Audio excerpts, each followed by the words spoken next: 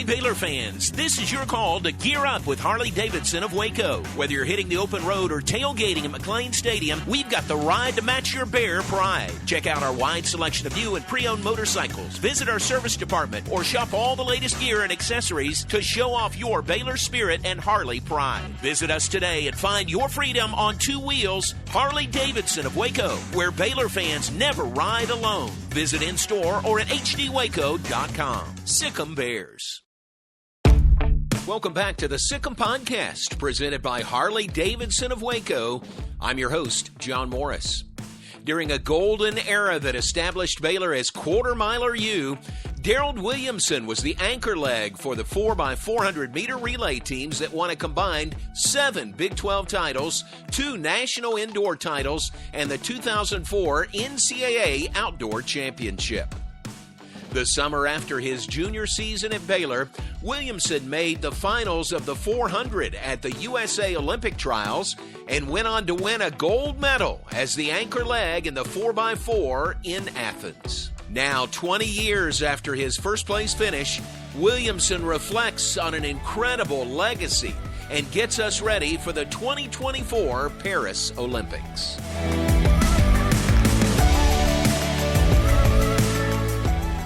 Darold Williamson, Olympic gold medalist, Baylor All-American, national champion. Welcome into the Sic Em Podcast. How you doing?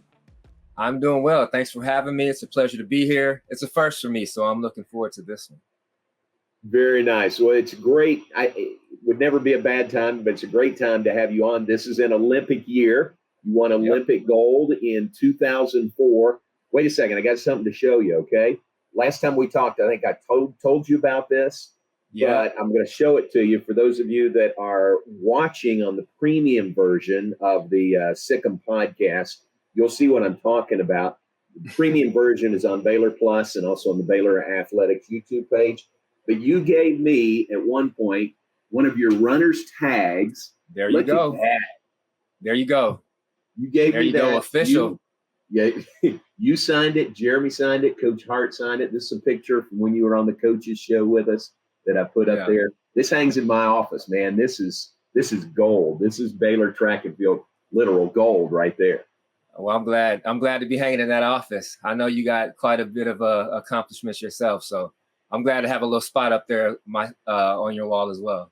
You're a big part of it, man. It is great to visit with you. What's it mean to you when an Olympic year comes around and, this summer they'll be in Paris? Is that big for you? It's always unique. It's always special in my household. My wife ran track as well, so we like to tap in to the Olympics as a family. Obviously, watch track and field, but the other sports, they're exciting to take in: basketball, gymnastics, whatnot. And Olympics is a big year for track and field athletes. We get a lot of attention every 4 years, and it's special those years to get calls, to do interviews, to be remembered, and to celebrate those current Olympians. It's fun. Okay. That's really cool. I hope you remembered a lot this year. How about your kids? You all have 4 kids. Do they know the history for both you and Luana? Yeah, they do now as they get older. They do. When they were younger, they didn't really understand. Even like getting inducted into the San Antonio Sports Hall of Fame. Years ago, my girls were small. They didn't care. We were with Shaq and everything. They didn't care. But, as I've gotten older, they see it now. They YouTube me. They YouTube races from Baylor. They Google me sometimes. And then, more recently, they've been able to take in some of my Hall of Fame inductions as well. They came to Waco in January when I was inducted into the Texas Coaches Hall of Fame. So they're able to see it now, be a part of it. And meeting people that competed with me now. When I was running. So they're able to understand a little bit more now. Hey, congratulations on that. Again, Texas Track and Field Coaches Association Hall of Fame to go along with San Antonio Sports Hall of Fame, Baylor Athletics Hall of Fame. Ooh, baby, you're a Hall of Famer. Multiple times. Hey, I racked up a couple, and I was telling my wife that, hey, listen, we're taking the kids to Texas. I told her that when we planned on the January trip. I say, listen, I might be out of I might be out of Hall of Fames here soon. So let's get the kids to one. So in case I don't have any more, they were able to take one in person. All right. Add one more. You're in the Sic Em Podcast Hall of Fame now. So add one more. There you go. There you go. Glad to be a part of it. They're going to keep on coming. That is really cool. So before we get to what you remember most about the 2004 Olympics, which was huge. I mean, that was in Athens. I mean, the birthplace of the Olympics. Mm-hmm. We'll get there. Let's go back a little further. Growing up in San Antonio, sure. I don't know how many people know you were actually in the foster care program or system in San Antonio. You ended up with your grandmother, who raised you and your brothers really well. But what do you remember about going through that foster care program? Sure. I'm a little more fortunate than a lot of kids. The foster agency, it was a blessing for me. As a young kid, I used to be a little more ashamed by not having, my parents around, being raised by my grandmother, being in a foster agency and whatnot like that. But they really made it a smoother process, and they made it a little more feasible, I think, for my grandmother to foster me and my brothers in. It was myself, it was my two younger brothers. But they made it. They helped her out a lot, right? They with training, with kind of helping raise us, really. I was able to go to a lot of functions there at the center, with learning how to be a young adult, young adult training. I feel like a lot of times when kids come up with a background similar to mine, where they don't have their parents around, and they come in from the inner city, a lot of times they fail just because they're not taught those life lessons. And this agency helped with my grandmother with teaching me life lessons, and just allowed me a lot of opportunities that I wouldn't have being raised by a single grandmother, not just a parent, but, grandmothers are retired, you know what I mean? So it wasn't just a single mother that raised me, it was a grandmother. So they made it possible. And I'm grateful to them for that. We appreciate you talking about that. I'm sure that could be an inspiration to some, that might be in a similar situation to what you were. Yeah. Sure, absolutely. You remember as a kid, were you, I can think about kids running and racing on the playgrounds and stuff. Were you always the fastest? I was always pretty fast. I probably was the fastest. I don't remember losing a lot of races growing up as a kid. I was always fast. That was my advantage. My advantage in other sports as well, like playing football in high school and stuff. But it was an advantage to me to be a fast kid. I was always lean. I was always lanky. Yeah. And pretty quick. Holmes High School in San Antonio. You were a pretty good football player too, weren't you? A receiver? Yeah, I was a decent football player. A free safety. Oh, free safety. But I was a pretty decent football player. And I got into track to actually help with speed for football. And followed my old teammate, Robert Caroga, right? He went to Holmes with me. I followed him to Baylor, wanted to go there and run track as well. And here we are. Was that the main connection to Baylor, or how did that all transpire? No, actually, for me it was. Robert went to Baylor a year before me, and I didn't know a lot about track in high school. Mm-hmm. I really didn't. But as I get into my senior year, Robbie's telling me about Michael Johnson going to Baylor, and telling me about the track program and to look it up. And I started looking into Baylor because of him being there and going there, and obviously getting communication from Coach Ford and Coach Hart and being recruited there. But my first initiation in attraction was because Robert went there. Nice. He was my upperclassman there in high school. We were teammates, and it just really attracted me. So it was a connection there. Nice. And Robbie played football and ran track here and did both really well. Yep. That was a good connection. Yeah. Great connection. Do you remember your first meeting with either Coach Ford or Coach Hart when they were recruiting you? Well, I was communicating with Coach Ford. Okay. Via phone. I don't remember if it was phone. It's been a long time. It's crazy to think about it, but I don't know if it was phone or it definitely wasn't email. Right. But I definitely had like letters. They would send these little cards. So I was communicating with Coach Ford like that. But Coach Hart came to my house. Okay. And I remember coming home from football practice, and he was sitting in my living room with Coach Harbor. And those were the first coaches I met in person there at my home. That was my first connection, and always special. Always special. I was telling a group of friends about Coach Hart this past weekend and showing some pictures of him, and he's just so special to me. And it's always special to see him when I get to see him as well. Yeah. He's a great man. He was at your induction, wasn't he, into your most recent Hall of Fame? He was. He's usually at all my Hall of Fames. He tries to be around for his former athletes, and I appreciate that in him. Yeah, what a great man. So you were a big part of making Baylor Quarter Miler U. Yeah. When did you learn about that, or were you already here before you really knew about that? Well, I knew about our rich history in quarter milers. Now, as far as us getting that name, that's something that I guess I kind of heard as I got finished with Baylor. They kind of got T-shirts made. And then the younger guys coming behind us, like Quentin Summers and Marcus Boyd and these guys like that, the Betters kid, right? So, like, all of these guys coming behind us and continuing this legacy. And I think that's kind of where we started to hear that name come out a little bit more. Nice. And how often did you cross paths with Michael Johnson? More so like at the larger Baylor functions now. Okay. If we have those kind of events. We were obviously closer when I was running because he was my agent when we competed, myself and Jeremy. But since retirement, more so like at larger functions. Yeah. Michael lives in California and I live in Georgia.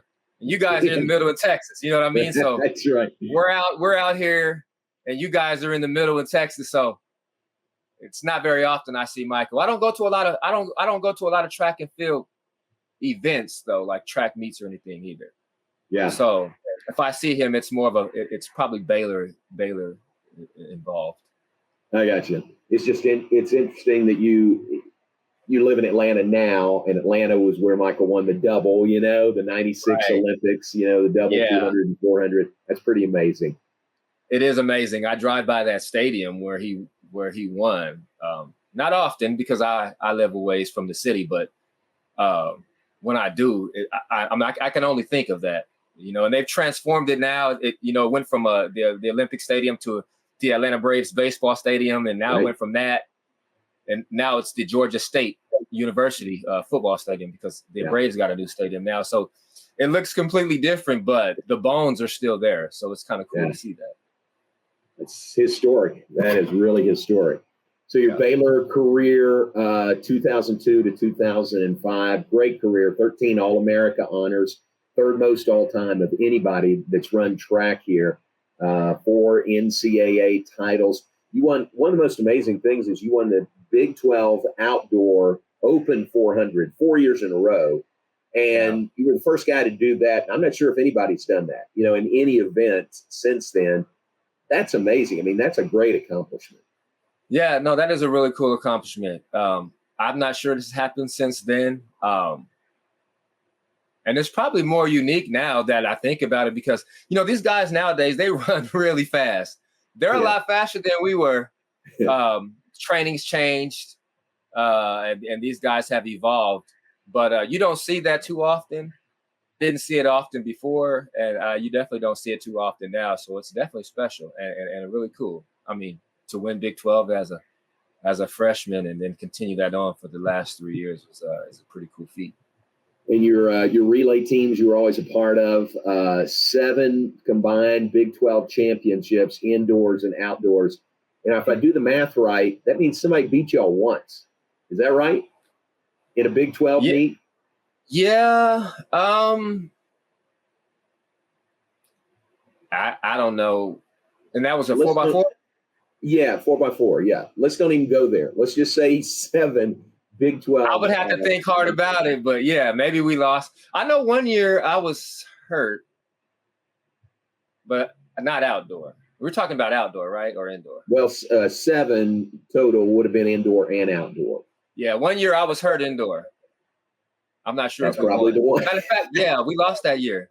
I think okay, that's probably the one then, right there. Yeah, I had pulled my hamstring indoor.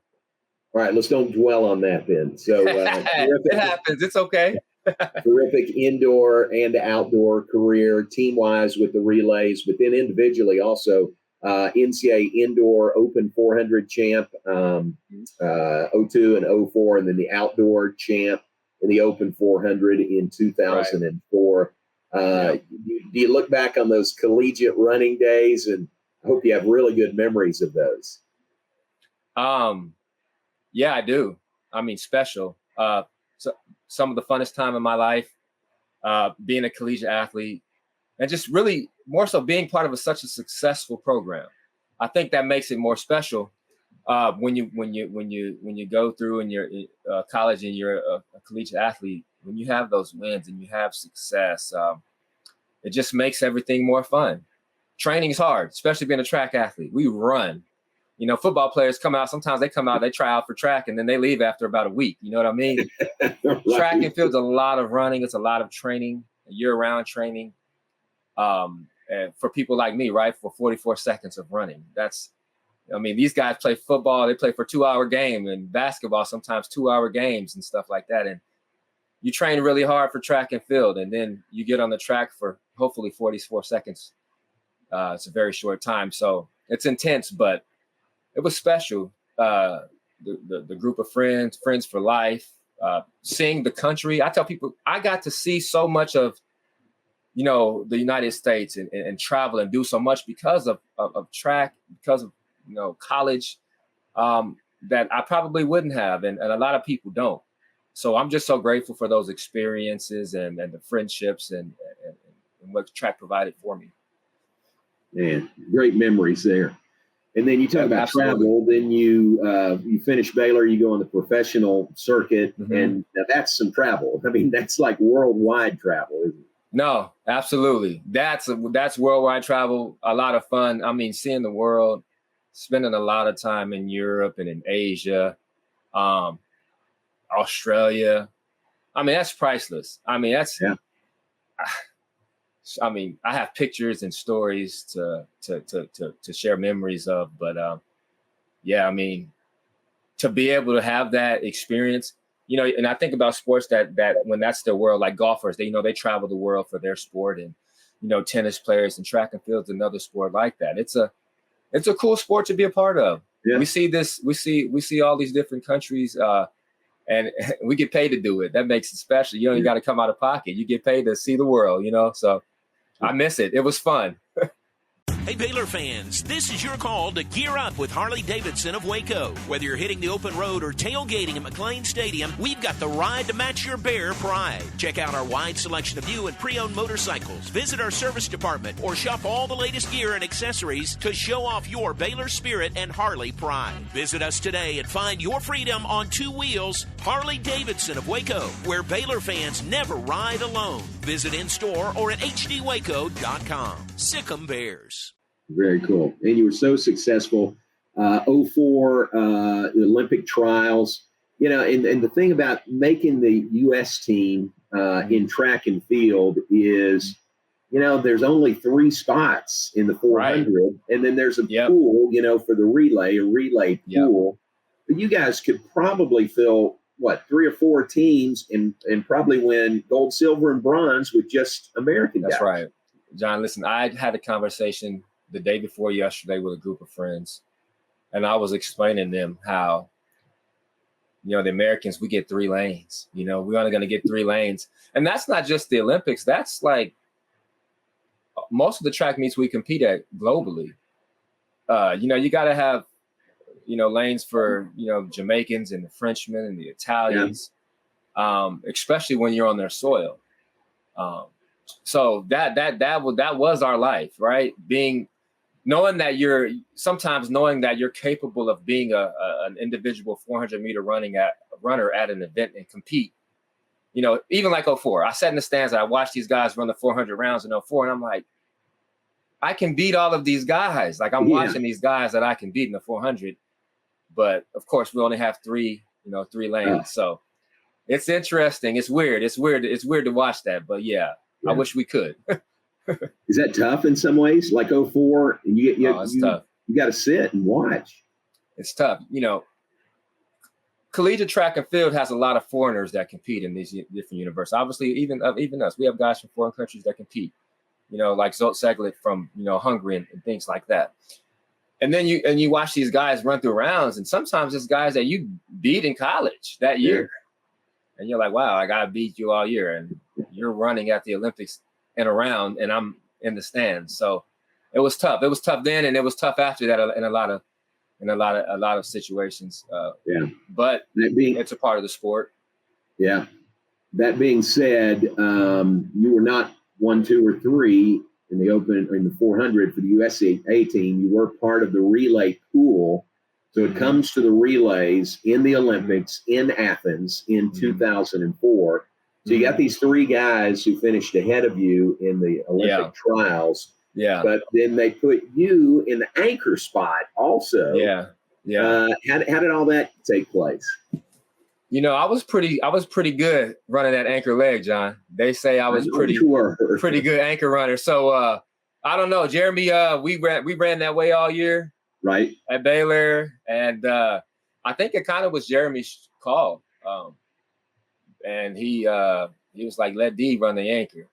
I ran a good first round. I was smooth. I was comfortable. I knew I was ready to run. It was fun to run anchor leg. And then I'm anchoring behind the 3 guys that swept the 400 meters. So you're talking about confidence. I already had confidence in myself, in being a great relay runner, but to be running behind these 3 guys that swept the 400 meter. I had loads of confidence, and I really was out there to have a good time and have fun. Wow. And there was a comfort factor, wasn't there? Because Jeremy had handed off to you in the anchor leg. You guys had done that 100 times. Here you're just doing it on a really, really big stage. Certainly. A really big stage and different uniforms. But it's the same thing. It's the same thing. It felt natural. Same thing we did all year round. And, that was just the cherry on top of a great season for us.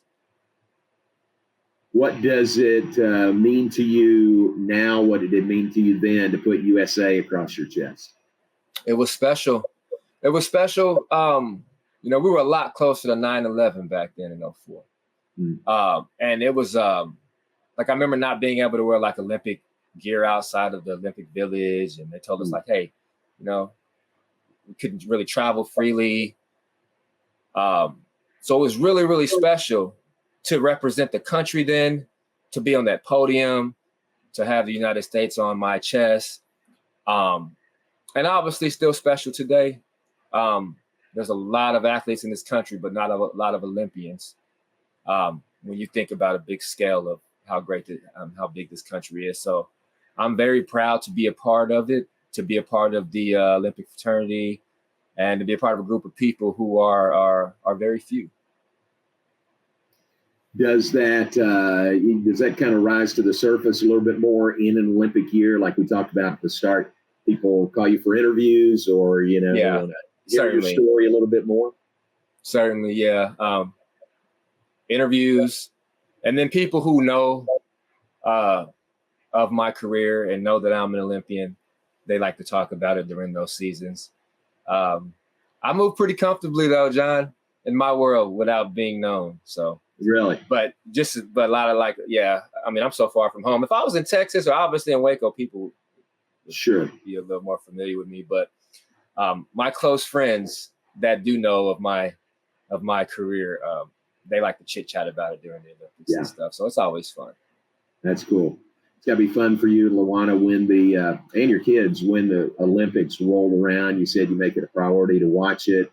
It really is the high point, the apex for track and field in Olympic years. Is it emotional for you? I think about Yeah, go ahead. You think about what now, John?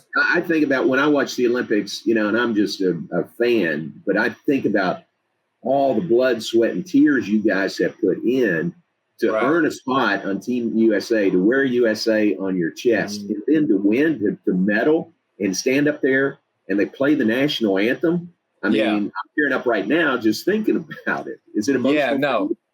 It is. That is emotional, especially that national anthem when that was played. It was emotional, and it's a cool position to be in here at home because I understand what these athletes feel while they're there. I know what they're going through, the emotion, and the representation that they have there, and it's a pretty emotional. It's a pretty emotional time. Nowadays, I guess I could get a little emotional more so, I guess, if I think about my own career when the Olympics is on. Yeah. Especially as I get older, because, it's been 20 years. It is 20 years, right? This is 20 years 20 now. 20-year reunion. That's right. It's a long time. It's a long time. And the more time goes on, the more special it is when you think about when I think about what I've done. So Olympic gold, part of the relay in 2004, but you also won the World Championships, part of the relay in 05 and 07. Sure. In 08, were you part of the relay pool also in the 08? In 08, yeah, I was in Beijing. I was in the relay pool. Yeah. They just chose not to run me there. Yeah, no, we don't really worry. Well, I guess it kind of was a little different after it. The U.S. 4x4 is a little shaky after we stopped running. Okay. I think the Bahamas might have even won 1 year or something. Okay. I'm not sure, but when I ran, we were pretty confident in winning the United States. Sure. We won pretty heavily favored races, and they just chose not to run me there in that pool. They chose to run some 400 hurdlers. Which is okay. It was their choice, but I can't say I was necessarily happy with it, John. But track was a little different for me after 08. I'll say that. I hear you. Yeah. And Coach Ford is the sprint and hurdles coach for the Paris Olympics this year. Isn't that cool? That's very cool. I'm so excited for him. Yeah. Being a coach there, one of the coaches there on the staff there for Paris, and then obviously what he's doing there at Baylor as well. Super proud of Coach Ford. I was Coach Ford's first recruit at Baylor. Oh, is that right? That's great. I was. When Coach Hart brought him in, I was his first recruit at Baylor, to see his evolution, to see his growth in his journey from then to now, being the head coach at Baylor and being on the Olympic team there as a coach. It's special, and it's really, really awesome to see. I'm really proud of him, so it's really cool. Yeah, same here. Yep. All right, so you've got an Olympic gold medal. Yeah. Is it in a frame on the wall? Is it in a vault? How often do you pull it out? Where is that thing? It is in a lockbox, and I take it out. A security box. I take it out when I need it. My daughter's her class had Olympic Day last day of school, so I took it there to the class, and I showed the kids and her teacher. So for events like that, I do take it out. Right. So I was able to share that with her classmates and her teacher and stuff like that. So that kind of stuff's cool for the kids, when they're able to have me in, and then the kids in their school, they finally believe them, right? Because my kids tell them my dad's an Olympic champion. Yeah. He was, and no way. And I come in and they're able to see it. So it's fun for them. That's right. You can't dispute that. Bringing in an Olympic gold medal. That's right. That is great. Well, catch everybody up on your kids, and you said you're in Atlanta now. What are y'all doing now? Yeah, we're about an hour outside Atlanta. My wife and I, we're real estate investors. We buy, we sell, we renovate. My wife's a broker as well, so we're just kind of everything real estate. Yeah. We're doing that, and then I have a 14-year-old. She's a volleyball player. She just made varsity this year as a freshman, so we're excited. Nice. That she'll be going to high school and playing varsity volleyball. And then I have a 12-year-old. She plays middle school volleyball. And my 10-year-old is ready to start, so we'll see soon. She's a cheerleader, but she's ready to start volleyball. And my 7-year-old son plays football. Yeah. So you heard a lot, but you didn't hear any track. So we're working on it. My wife was an All-American track foot athlete at Texas State. So we got track in our DNA, and none of them are running yet, but we'll see. We're working on it. That's a different sport, like I told you. There's still time. Yep. And your son's name is Dash. Yeah, my son's name is Dash. Fitting, yeah. Dior's my oldest, and then Danny, and then Dylan, and then Dash at the end. Dash. Fitting as it is. There's going to be some track coming up in the years to come, I think. Yep, certainly. Okay. Well, we are, it's fun to visit with you 20 years after the 2004 Olympics when you helped USA win a gold medal. You and Jeremy together was just tremendous. It's great to reminisce and catch up with you, and love you, man. And it's great to visit with you. And thanks for being on with us today. Always great too. Love you too. Love you guys. And always great to speak and catch up with these interviews. And I'm looking forward to the next one. You come see us when you can. All right. I will. Sic Em. Go Bears. Thanks again for joining us on the Sic Em Podcast, presented by Harley-Davidson of Waco, a sport and story production. If you enjoyed this conversation with Darold Williamson, head over to BaylorPlus.com or the official Baylor Athletics YouTube channel, where you can watch the premium video version of this podcast. Be sure to subscribe to the show wherever you get your podcast, leave a review, and tell your friends about us.